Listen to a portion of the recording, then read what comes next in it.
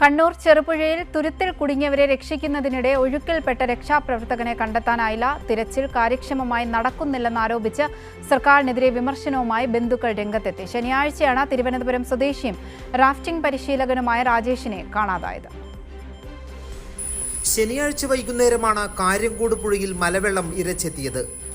തുരുത്തിൽ ഒറ്റപ്പെട്ടുപോയയാളെ രക്ഷിച്ചു കൊണ്ടുവരുന്നതിനിടെയാണ് രാജേഷ് ഒഴുക്കിൽപ്പെട്ടത്.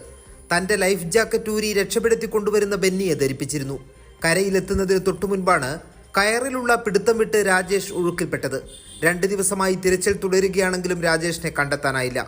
സർക്കാർ സംവിധാനങ്ങൾ ഉണർന്നു പ്രവർത്തിക്കുന്നില്ലെന്നും തിരച്ചിൽ കാര്യക്ഷമമല്ലെന്നും ബന്ധുക്കൾ ആരോപിച്ചു. 2018 പ്രളയത്തിൽ തന്നെ ഒരുപാട് പേരെ രക്ഷിച്ച ഒരു വ്യക്തിയാണ് രാജേഷ്. അപ്പോൾ രാജേഷിനെ സംബന്ധിച്ചിടത്തോളം ഈ വെള്ളമൊന്നും രാജേഷിന് ഒരു വിഷയമുള്ള ഒരു കാര്യമല്ല.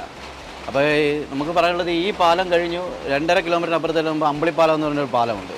ആ പാലത്തിൽ വെച്ച് രാജേഷ് ഇങ്ങനെ 2 കൈ ഉയർത്തി നീന്തി പോകുന്നതായിട്ട് കണ്ട 2 ആൻറ്റിമാരുണ്ട്. അപ്പോൾ ആ ആൻറ്റിമാർ പറയുന്നത് രാജേഷ് അപ്പോഴും നല്ല ആരോഗ്യവനായിട്ട് നീന്തി പോകുന്നതാണ് അവർ കണ്ടിട്ടുള്ളത്. അപ്പോൾ ആ ഭാഗം കഴിഞ്ഞാൽ വരുന്ന മേഖല എന്ന് പറയുന്ന ഒരു വനമേഖലയാണ് വരുന്നത്.